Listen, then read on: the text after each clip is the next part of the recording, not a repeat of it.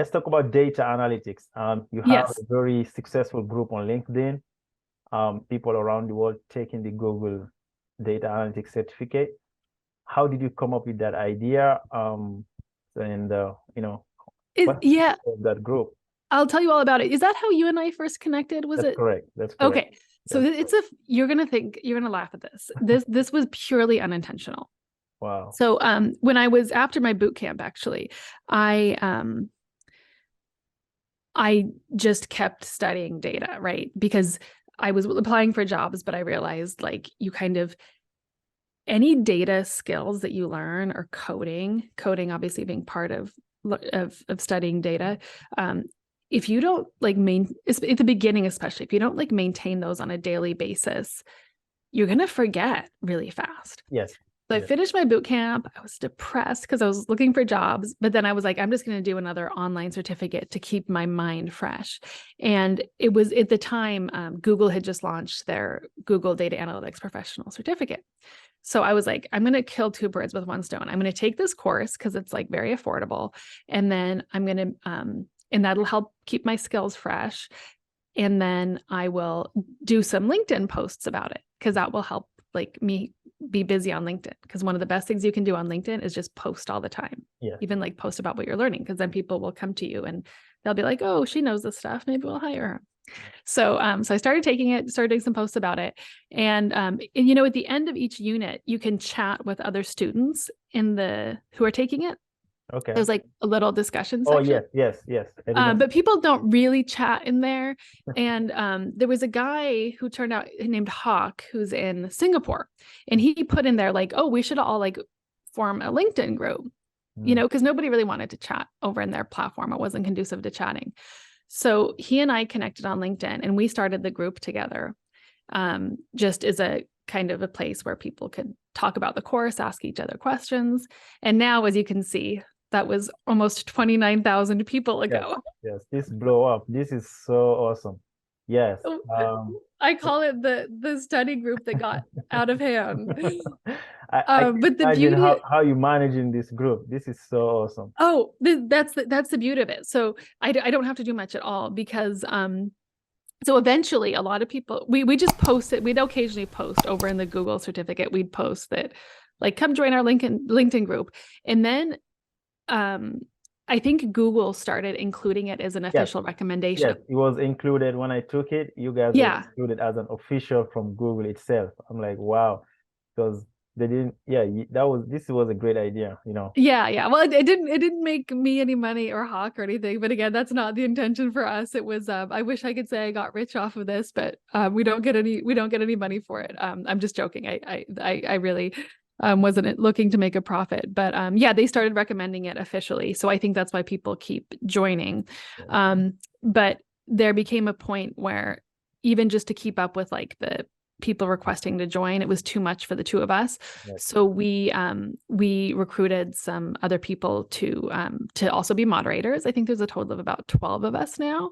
And so everybody it kind of manages itself. Everybody, when they get a chance, they just go through and let people into the group. They accept the member requests. We don't do really any screening.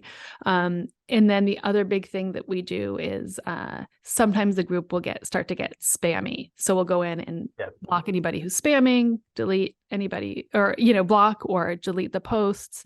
And then at times we'll make sure that if this doesn't really happen at the beginning, there were times where there weren't enough like high quality posts, people kind of asking good questions or sharing good work.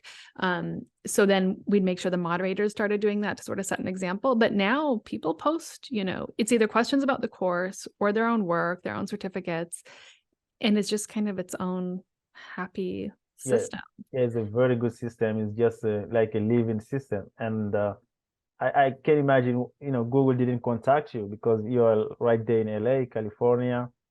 Isn't it funny? Some of them joined. So we knew that the group was getting a lot of attention when like there's quite a few higher ups from Google and some other companies in there, and we were happy to let them in. Yeah. We just told them, if they could, as much as they can, send recruiters and try to recruit these students because Google advertises the course at the beginning. I don't know if they still do. They advertise it as saying, this will really set you up to get a job in data That's analytics. correct. That's correct. I don't think it's enough, really. That's correct. By itself. You Yeah. need to do further courses and projects. But if that's what they're saying, they should also, as much as possible, try to recruit students Yes, who've and completed the certificate. also they didn't think about this idea, like when student they are done, maybe we can have another group so they can stay together. So you guys have to come up with this great idea for them. Right. No, I mean, it's thanks So, to people like you who are in it that make it right. something So strong. right now I'm taking another certificate with them with the Google Project Management certificate. And what they did, they have a Slack group now. So Google, they created, the Slack group that everybody, we can meet on Slack and people ask questions. Sometimes people go on Slack and say, hey, I just completed course 1, I just completed course 2. Right. Yeah, they're trying to do that. But LinkedIn is just is more convenient for that, is a place for professionals for all of that. So yeah, and what I like about it is, as you know, too, once you start kind of moving ahead and studying more into like the specific niche you might go into, there's like so many Slack groups out there that sometimes that's overwhelming. Whereas with LinkedIn, I feel like people should be on LinkedIn anyway. Correct. And they should be learning how to use it. So what I sometimes tell people within the group too is like, use this as like a practice place to get comfortable posting your work and then start posting it on the regular part of LinkedIn. Because especially I find with, I would say within the group, sometimes women hesitate to post their work because it's such an overwhelmingly male field, right? So I've said a few times, like everyone should feel free to post, but women especially, like, use this as a place that is going to be a safe place to post your work, to ask questions. I've gotten some pushback when I made those comments, people saying like that's too feminist of a take. And I told them, well, then, if you don't share the philosophy of the group, go, you're welcome to join your other group. That's true. I agree. So what's your advice for someone who want to start a LinkedIn group? Yeah, I would say with any group you start, do it in response to a need. Like Hawk and I, it just happened organically. Like we said, clearly there should be some place to discuss this course and it's not happening here. So let's create it elsewhere. So if you, I would say two things. If you want a group to like maybe or a community to take off and become big, don't stay in your own head and say, oh, I want to do this. Think about what the needs are out there, right? Open yourself to that mindset. Or if there's something you really like that you're into, you can always do that too. And maybe you'll get only 10 or 100 people to join. But if it's what you want to focus on, that's also totally okay, right? Yeah, I want to congratulate you for this. This is a huge success, I like it. I like it a lot. Oh, thank you. That's nice to hear that. No, it's to me, it's and I think because your channel is focused on education, I think you have the same mentality. Like, right.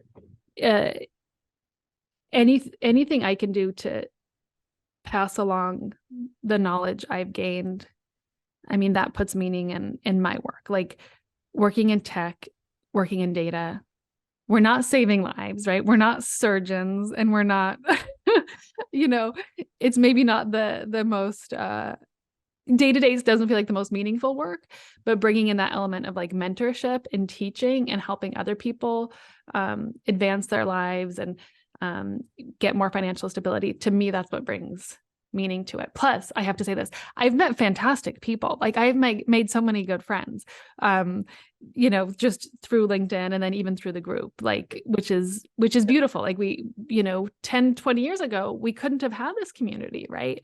Of the type of conversation you and I are having now. It's almost like, whether it's LinkedIn, YouTube, in related platforms, it's almost like a democratization of the type of opportunities and discussions that were reserved for universities, right? That's true.